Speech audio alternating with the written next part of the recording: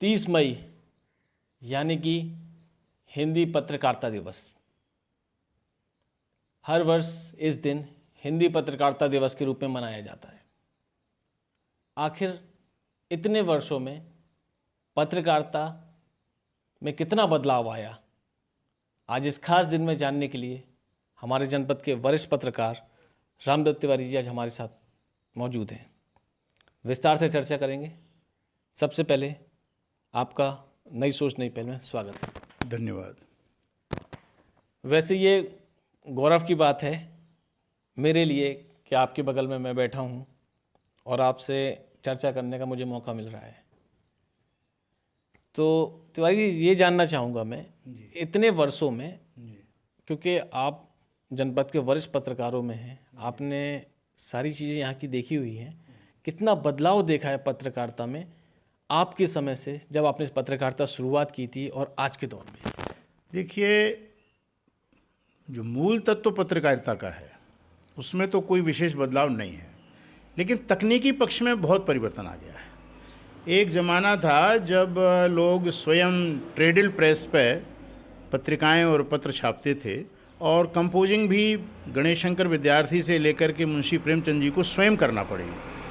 और गणेश शंकर विद्यार्थी जी का तो स्थिति ये थी कि वो बंडल भी जाके भेजते थे। आज तकनीकी के युग में एक बहुत बड़ा बदलाव ये आ गया है कि वो परिश्रम उतना नहीं करना पड़ रहा है, लेकिन जब तकनीकी पक्ष आया तो इसमें पूंजी का प्रभाव बढ़ गया, और जब पूंजी का प्रभाव बढ़ा तो उसमें लाभ की आकांक्षाएं भी बढ़ीं, और इस प्रकार से आज हम ये कह सकते हैं कि हिंदी पत्रकारिता में भी पूंजीवाद की जकड़न है। और इसको मुंशी प्रेमचंद ने बहुत अच्छी तरीके से समझा था। तो उन्होंने कहा था, जब पत्रकारिता में पूंजी की बेड़ी पड़ेगी तो लेखनी कुंठित हो जाएगी, लेकिन समाचार पत्र के आकार, प्रकार, छपाई आदि बहुत आकर्षक होगी। ये पूरा एक यात्रा संक्षेप में इस प्रकार मैंने देखी है। बात की जाए पत्रकारिता की, आज युवाओं का रुझान जिस तरीके से पत्रकारिता में बढ़ रहा है, या जो कह सकते हैं कि जो नए लोग पत्रकारिता से जुड़ रहे हैं, क्योंकि आपने सारे दौरों को देखा हुआ है पत्रकारिता के, तो किन विशेष चीज़ों को उन लोगों को विशेष तौर पर ध्यान रखना चाहिए पत्रकारिता? देखिए, पत्रकारिता जो है वो देश की जनता की आत्मा की आवाज़ है। किस वर्ग में, किस क्षेत्र में क्या धड़कनें उठ रही हैं, अगर हम उसको मुखरित नहीं कर सकते हैं तो फिर वो पत्रकारिता अपना पहचान बनाने का प्लेटफॉर्म तो हो सकता है, लेकिन सही अर्थों में पत्रकारिता नहीं हो सकती। बात की जाए तिवारी जी, थोड़ा सा हम लोग फ्लैशबैक में जाना चाहेंगे। जब आप युवा थे और आपने जब पत्रकारिता शुरुआत की थी, उस दौर में पत्रकारिता और पत्रकारिता करने वाले लोगों में क्या ऐसा माहौल रहा करता था पत्रकारिता करने में कि जो आज के समय में उस समय में बड़ा अंतर दिखता है? देखिए, अंतर तो कोई खास नहीं है। जिसके अंदर जितनी तड़प होगी वो उतनी अच्छी चीज़ें लेके तब भी आता था और आज भी आते हैं, लेकिन तब स्वार्थ कम था, परमार्थ ज़्यादा था। लोगों के कल्याण के लिए हम क्या कर सकते हैं, क्या छाप सकते हैं, जनता की आवाज़ प्रशासनिक अधिकारियों तक कैसे पहुंचाई जा सकती है, वो ज़्यादा था। आज दुर्घटना, राजनीतिक संवाद, अपराध, इनका बोलबाला पत्रकारिता में अधिक हो गया है। सीधी सी बात यह है।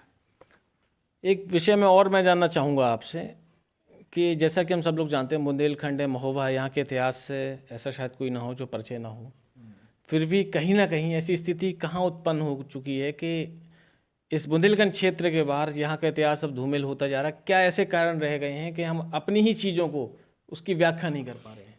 देखिए, इसके बहुत से कारण हैं। पहला कारण तो ये है कि हमारे पास संप्रेषण के उतने अच्छे साधन आज भी नहीं हैं जितने अन्य क्षेत्रों में हैं। आप अगर पश्चिमी उत्तर प्रदेश को देखें तो पौराणिक काल से वो समुन्नत रहा है, और हमारे यहाँ जो स्थितियाँ हैं वो आज भी बहुत दुर्गम हैं। माने झांसी की रानी को आप देख लीजिए, आला उदल को आप ले लीजिए, तो इनका जितना संप्रेषण होना चाहिए, जिस ढंग से होना चाहिए, वो इंस्ट्रूमेंट्स हमारे पास आज भी नहीं है। और अब स्थिति क्या है कि अब तो लोगों ने पढ़ना ही बंद कर दिया। पहले तो लोग पढ़ते थे। तो ऐसी स्थिति में जब तक हम उन सब चीज़ों को लोगों के सामने परोसेंगे नहीं, लोगों के सामने ले नहीं जाएंगे, तब तक कैसे लोगों को ज्ञान होगा। और आज की तारीख में जो छात्र हैं, उन छात्रों के पास केवल कोर्स की किताब पढ़ने के अलावा कोई चीज़ नहीं है। तो ज्ञान के कुंठित होने के बहुत से तरीके हैं। यहाँ के जो NGOs हैं, यहाँ के जो सामाजिक कार्यकर्ता हैं, अगर वो कुछ क्लासेस लें जिसमें अपनी ग्लोरियस हिस्ट्री को लोगों को बताएं और उसके बाद एक क्विज करें, रिटन एग्जामिनेशंस लें, तो लोगों की उसमें पढ़ने में रुचि होगी और ज्ञान भी बढ़ेगा। जैसा कि हम सभी लोग जानते हैं कि बुंदेलखंड में रोजगार का फिलहाल एक ही मात्र एक ऑप्शन दिखता है कि यहाँ पर्यटन को बढ़ावा देना, क्योंकि कोई बड़ा उद्योग यहाँ पर अभी आने में असमर्थ है जिस हिसाब के हालात चल रहे हैं। तो ऐसे में पर्यटन को बढ़ावा देने के लिए आम जन की बात कर रहा हूँ मैं, शासन प्रशासन की बात नहीं, आम जन को हम लोग क्या ऐसा कार्य करना चाहिए, क्योंकि आपने हर सारी चीज़ों को यहाँ महसूस किया है, जिससे कम से कम अपने पर्यटन और अपने इतिहास को हम आगे बढ़ा सकें।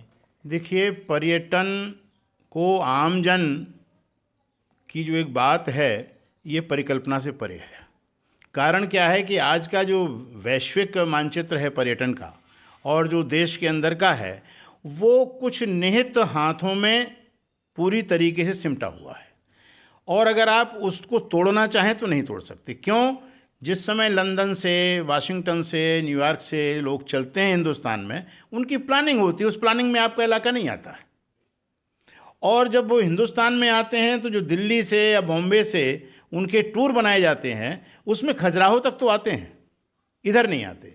अब जब तक शासन और प्रशासन उसमें विशेष रुचि नहीं लेगा, यहाँ जब तक उनकी सुविधाओं के होटल्स नहीं होंगे, उनके जितने आपके पर्यटन के क्षेत्र हैं, उनके अप्रोच मार्ग जब तक अच्छे नहीं होंगे, ये आम जन नहीं कर सकता। आम जन तो केवल एक चीज़ कर सकता है, जैसे राजस्थान की सबसे बड़ी विशेषता है कि आज भी ग्रामीण संस्कृति में लोगों ने अपनी पुरानी राजस्थान की संस्कृति को नहीं छोड़ा है। हम छोड़ चुके हैं। तो हम पूरी बुंदेली संस्कृति को जिंदा करने का प्रयास करें। इसके लिए कुछ संस्थाएं हैं, लेकिन उन संस्थाओं के अपने निजी स्वार्थ भी हैं। तो आम जन तो एक इंस्ट्रूमेंट हो गया है, उससे आप इतना बड़ा किला तोड़वाने की बात करेंगे तो असंभव है मेरी दृष्टि से। उसके लिए शासन स्तर पर जो रूट चार्ट बनता है टूरिस्टों का, जो विदेशों से शुरू होता है, उसमें आपको बुंदेलखंड के कई क्षेत्रों को लाना होगा। आप पूरी तरीके से रिच हैं, चित्रकूट आपके पास है, ओरछा आपके पास है, महोबा आपके पास है, खजुराहो आपके पास है, बहुत सी चीज़ें हैं।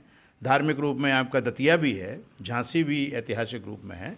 तो इन सब चीज़ों की आजकल मार्केटिंग का युग है, और मार्केटिंग कुछ लोगों के हाथ में सिमट के रह गई है।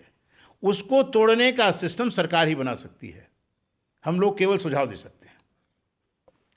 जैसा कि आज हिंदी पत्रकारिता दिवस है, तो हिंदी पत्रकारिता दिवस के टॉपिक पर आते हैं कि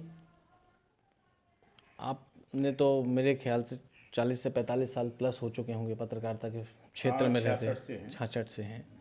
तो आज इस मौके पर आप तमाम हमारे जो जनपद हैं या आसपास के जो पत्रकार हैं, उन साथियों के लिए आज हमारे चैनल के माध्यम से क्या संदेश देना चाहते हैं? देखिए, सीधी सी बात यह है कि पत्रकारिता का मुख्य उद्देश्य है लोगों को ज्ञानवान बनाना, और ज्ञानवान आप तब बनाएंगे जब आप ज्ञान अर्जित करेंगे। तो सबसे पहली चीज़ यह है कि पत्रकारिता के क्षेत्र में जो लोग आ रहे हैं, उनकी जिज्ञासाएं बहुत प्रबल होनी चाहिए, और उन जिज्ञासाओं को शांत करने के लिए उनको अध्ययन, मनन, चिंतन करना पड़ेगा। और इस लाइन होकर के जब आदमी निकलेगा तो वो एक लोक कल्याणकारी पत्रकार साबित हो सकता है। धन्यवाद। ये थे हमारे साथ वरिष्ठ पत्रकार रामदत्त तिवारी जी। विस्तार से उनसे चर्चा भी हुई, और हिंदी पत्रकारिता दिवस के दिन आज उन्होंने सभी को शुभकामनाएं भी दी। आज हमारे चैनल की ओर से हम भी सभी जनपदवासियों को, क्षेत्रवासियों को हिंदी पत्रकारिता दिवस की शुभकामनाएं।